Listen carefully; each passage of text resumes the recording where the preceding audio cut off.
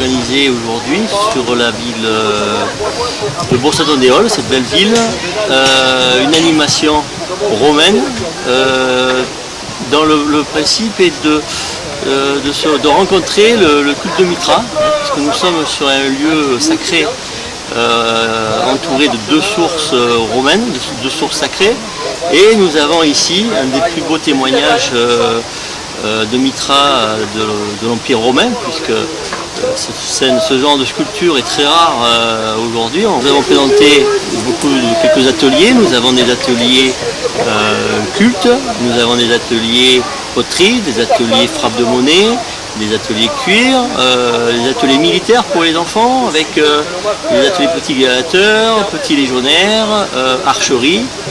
Donc le but aujourd'hui est de faire plaisir aux enfants. Vous avez également un camp romain, puisque nous avons présenté un camp comme il se présentait à l'époque, avec des tentes, avec son mobilier, avec des boucliers, des lances, tout le matériel comme il se présentait à l'époque. Le but également est de montrer aux citoyens donc, de la ville et aux touristes qui sont actuellement sur place, leur montrer comment s'habiller nos légionnaires romains, comment s'habiller nos gladiateurs. Tout à l'heure vous allez pouvoir voir des combats non chorégraphiés, des combats réels, où il pourrait y avoir des blessures.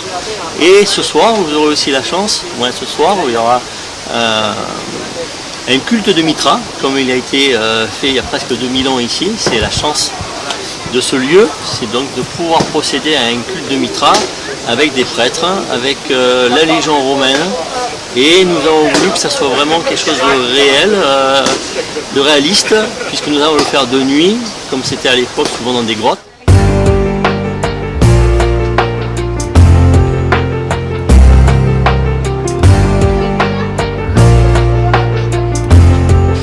Mais ça va me faire une bonne férule.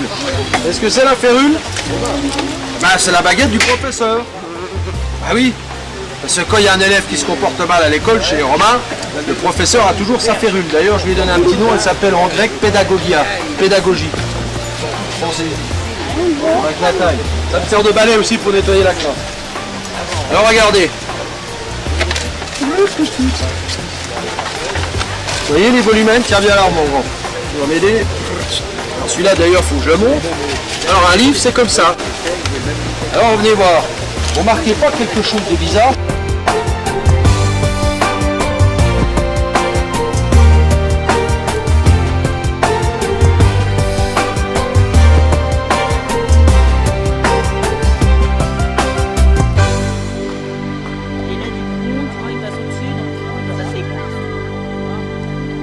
Merci madame. Alors regarde, merci que tu le fasses par en dessous. Cette toute prête de violet. Donc tu vas la faire?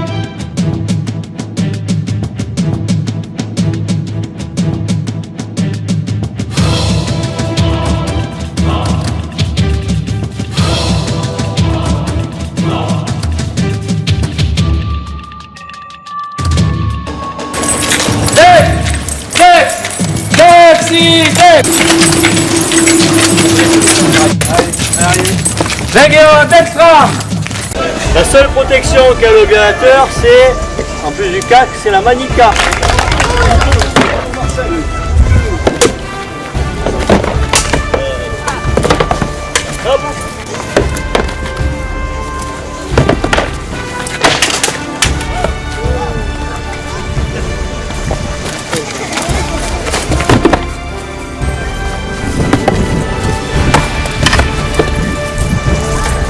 Accélérate.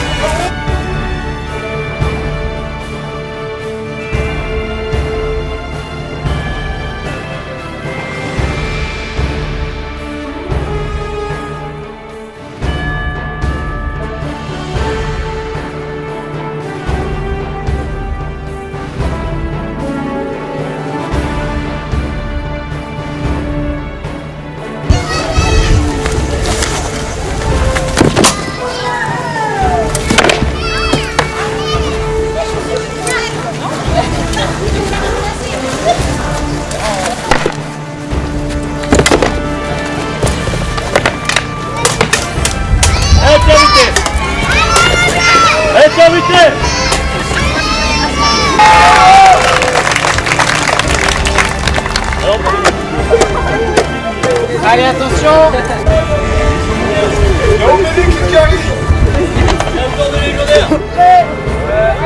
Ah bon commandement. 1, 2, 3, tirez.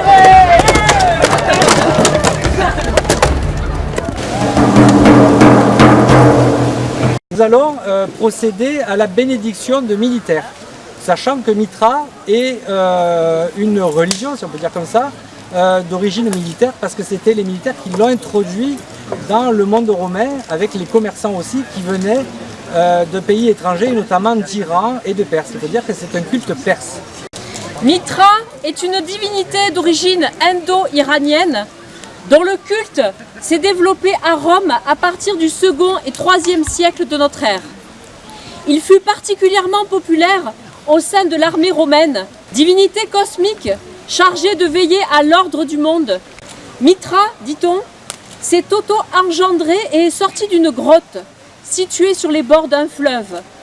À l'ombre d'un arbre sacré, la tête coiffée d'un bonnet phrygien, armé d'un couteau et portant un flambeau pour illuminer les ténèbres. Ainsi préparé pour la lutte, il put se mesurer aux autres puissances qui peuplaient le monde merveilleux qu'il fut chargé de sauver.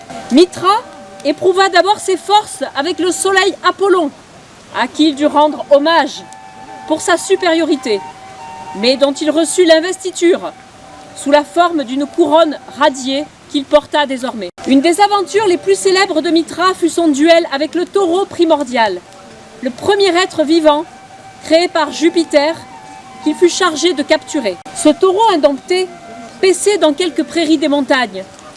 Le héros, recourant à un stratagème audacieux, le saisit par les cornes et réussit à l'enfourcher. Le fougueux quadrupède, prenant le galop, eut beau emporter son cavalier dans une course furibonde, il ne lâcha pas prise. Il se laissa traîner, suspendu aux cornes de l'animal, qui bientôt épuisé, dut se laisser prendre. Son vainqueur, le saisissant alors par les pattes de derrière, l'entraîna à reculons dans la caverne. Mais le taureau réussit à s'échapper de sa prison. Le soleil alors envoya le corbeau, son messager, et lui donna l'ordre de tuer le fugitif en sacrifice. Mitra remplit à contre-cœur cette mission cruelle. Mais, se soumettant aux injonctions du ciel, il poursuivit avec son chien agile la bête vagabonde. Et elle l'atteignit au moment où il se réfugie dans la grotte. Le saisissant par les naseaux, il lui enfonça son couteau de chasse dans le flanc. Alors, se passa un prodige extraordinaire. Du corps de la victime moribonde naquirent toutes les herbes, toutes les plantes salutaires qui couvrirent la terre de verdure. De sa moelle épinière germa le blé qui donne le pain, et de son sang, la vigne qui produit le breuvage sacré des mystères. L'esprit malin, Ahriman, dieu de la destruction et de la guerre, lança contre l'animal agonisant ses créatures immondes pour empoisonner en lui la source de vie. Le scorpion, la fourmi, le serpent tentèrent inutilement de dévorer ses parties génitales et boire le sang du taureau.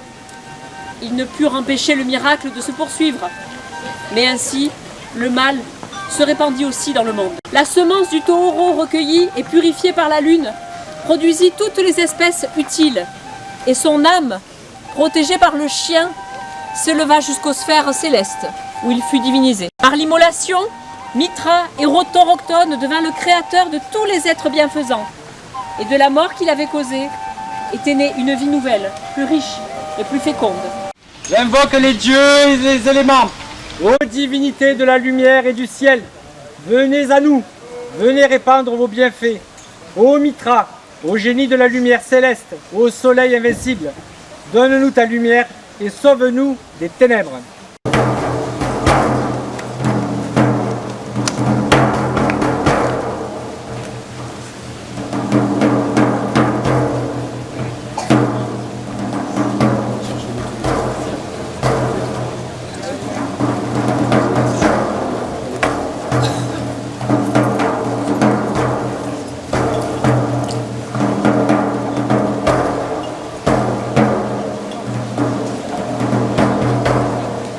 Ô Mitra, tu épands les eaux et fais pousser les plantes. Tu es le maître des vastes prairies et des vastes campagnes. Tu donnes l'abondance, tu donnes les troupeaux, tu donnes la progéniture et la vie. Nous te rendons grâce.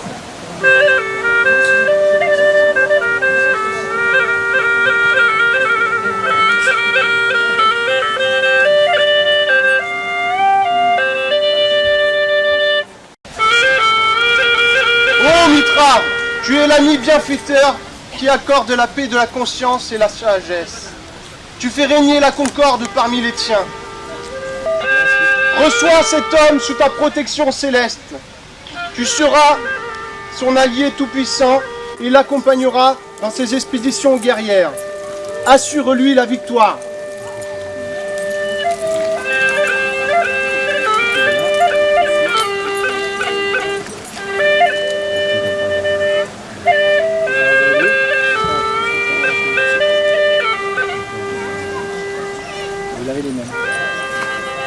Eau sacrée, fontaine intarissable, coule dans les veines de la terre, source de bonté inépuisable, répand dans l'univers le rafraîchissement spirituel et accorde aux âmes l'éternité bienheureuse.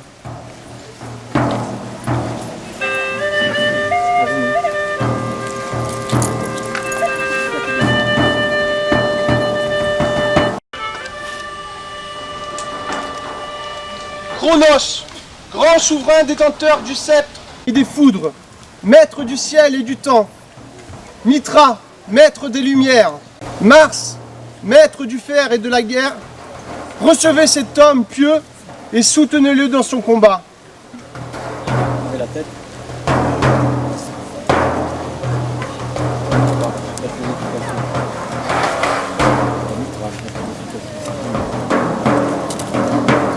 Par ce sacrement, te fait entrer dans les rangs des frères, tu leur devras assistance et amour. Tu dois t'engager à ne point divulguer nos doctrines et nos rites qui te seront révélés. Ce soir, aspirant au titre de Milès, tu dois faire vœu de dévotion à Mitra. Par le sang taurochtone et tes serments devant Mitra, reçois l'empreinte indélébile de ton engagement solennel à servir notre Dieu. Solo, soli invicto, Soli invicto, Mitrae sacrum. Mitrae sacrum.